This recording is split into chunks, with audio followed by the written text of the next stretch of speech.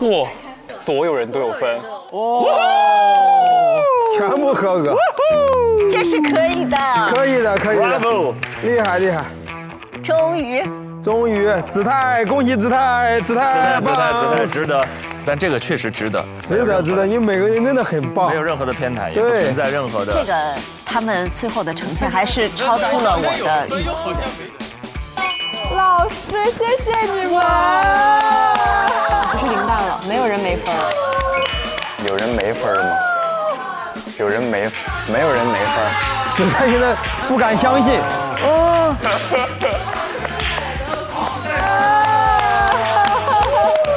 老师们，谢谢你们。哇，都有分哎。老师不舍得我。都有分哎。老师不舍得我。他们最后的呈现还是超出了我的预期的，绝对。鸡那个确实精彩，那必须得上电视。对，那是绝对是一个很成熟的电视内容。对，我跟你说，就他们这冲劲儿，让他们扫毒，他们都敢去。扫毒，挺像的，我告诉你。真的，他们这扫毒，他们都敢卧底，你信吗？记者越年轻的时候胆子越大，真的。你们俩也像要去出境当记者的感觉。我俩啊，已经恨不得去卧底了。穿那么闪当记者受不了。我刚才跟子琪对了一下眼神儿，就是我们俩那意思就是，如果这一回不是所有人都有分，我们俩打车马上去东方卫视。改天我俩一块。那就要打好几千块钱。来，首先我们把掌声给到子泰，好不好？好子泰啊，好子泰10分入账，实至名归。而且不是说为了关照谁搞那种万箭齐发什么的，没有，这就是靠实力拿到的。精彩。然后这一轮所有的表现，各位印象最深的人或者瞬间，有没有分享的？哎呦，举手。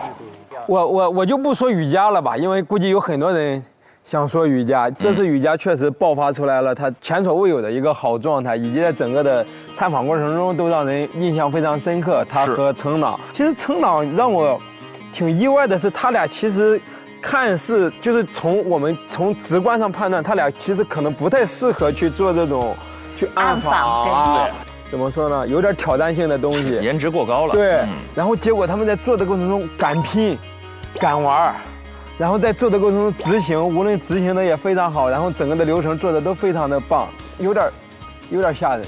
有点吓人，有点吓人。我本来不想说他们，但实在有点难以抑制住这个心情了。你都说完了，那剩下的你们说吧。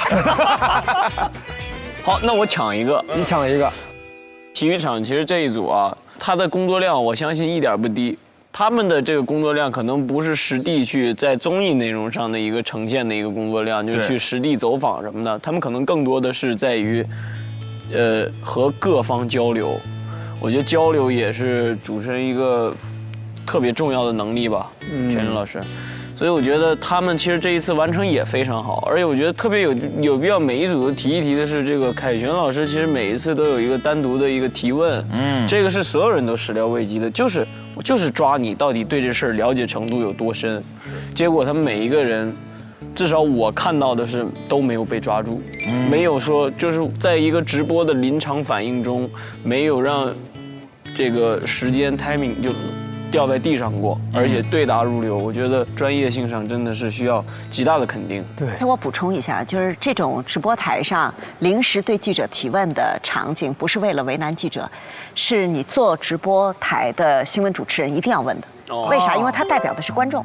就但凡我觉得观众不明白的事情，而我又想要知道的，我就会问。就这种问题，真的不算突然袭击，就是要问的。这也是他职业要求，群众的关切，然后那种事实不够清晰的点，逻辑上有纰漏的那些环节，然后使得他来做更进一步的澄清，这其实是他的帮助。如果真的播出而那段他没有澄清的话，其实是让他把更有价值的信息提炼出来，他其实不是一个为难，所以也不会提前沟通哈。有的时候能做一下沟通，有的时候根本来不及，因为你是在现场听他的表述的时候才发现说有问题我没明白。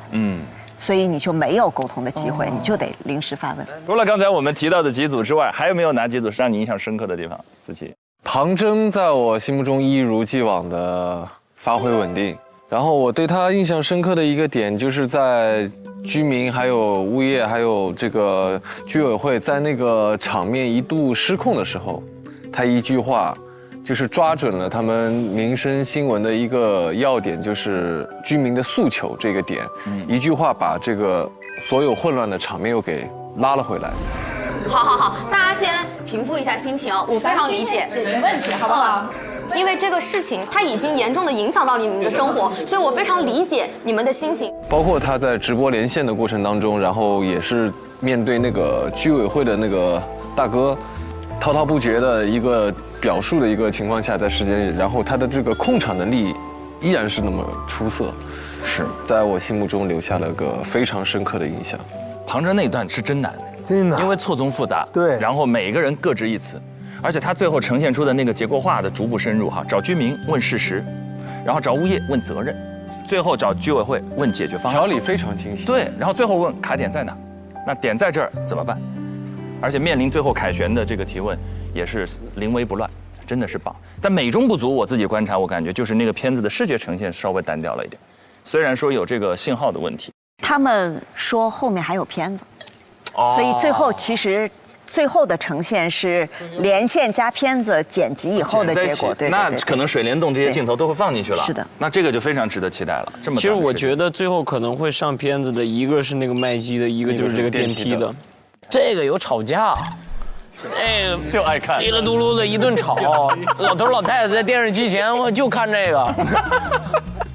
既有收视率，哎，又有社会价值，能解决实际问题。对，俊林刚才有没有印象特别深的？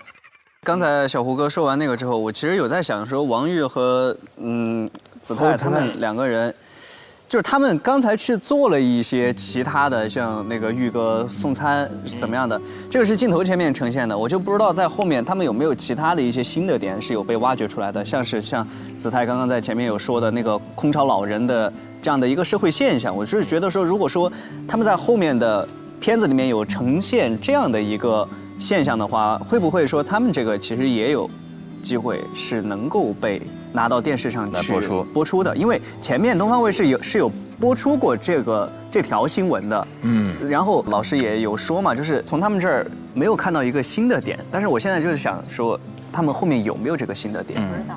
子泰心里有一个，对，所以我现在也在期待，就是我也很期待他们后面能不能有这个点的出现。没错，凯旋也问到了一个。全勇老师，那我能问一个问题吗？你说，就是您觉得这8个人里边，您自己觉得个人业务能力，您觉得最强的是哪个？到目前为止，我觉得有几个人的基础能力非常的好。起码有4个人，我很难分出他们的高低上下来。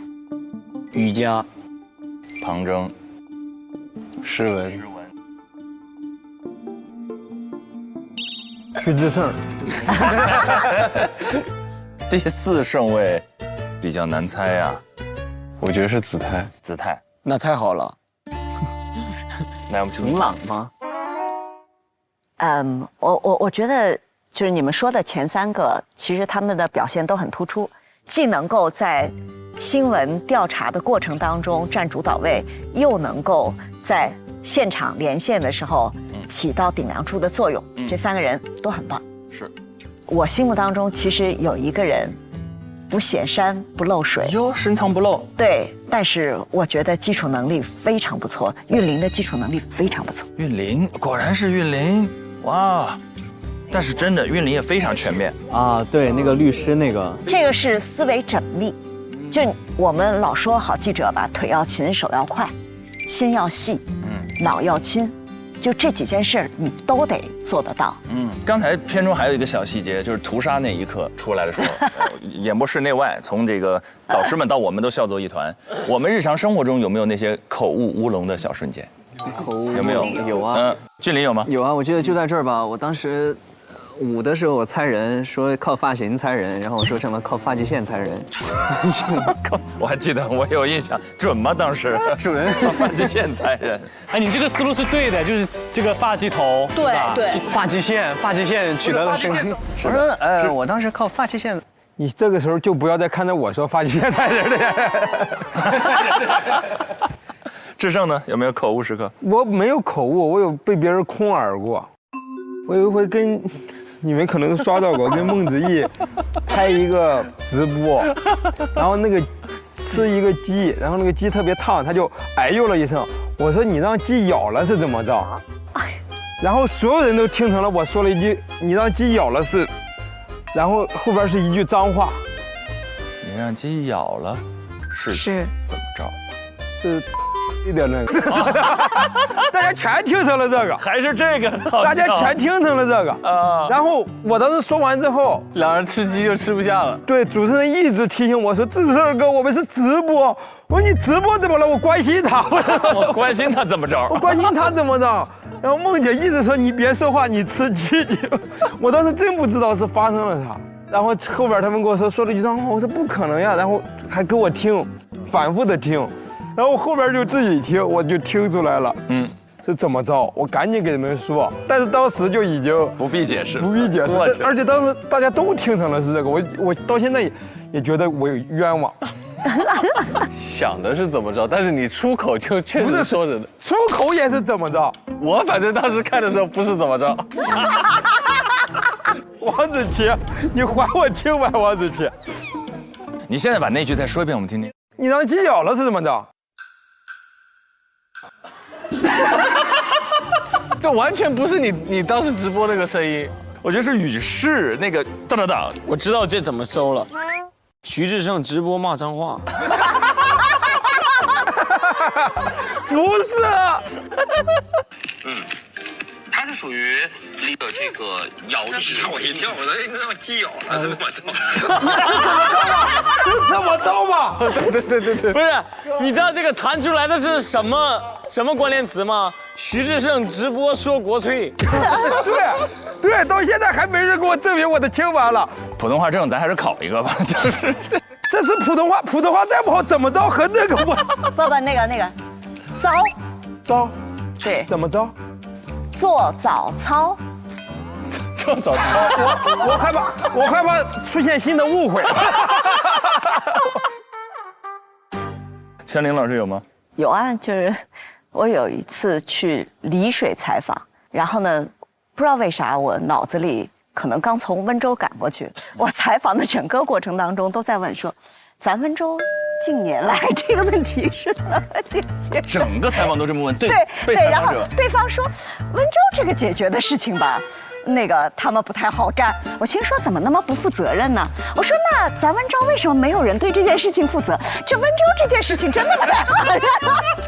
你们俩聊了一整场温州躺枪，他也是真接啊，他肯定很严肃嘛，他觉得是在聊温州那事儿，然后就认真聊了。我天，太好笑。哎呀，没关系，咱们如果这么比起来，刚刚他们所有里面都是小误会，而且这些片子还没有正式播出呢，其实后期都还有补救的余地。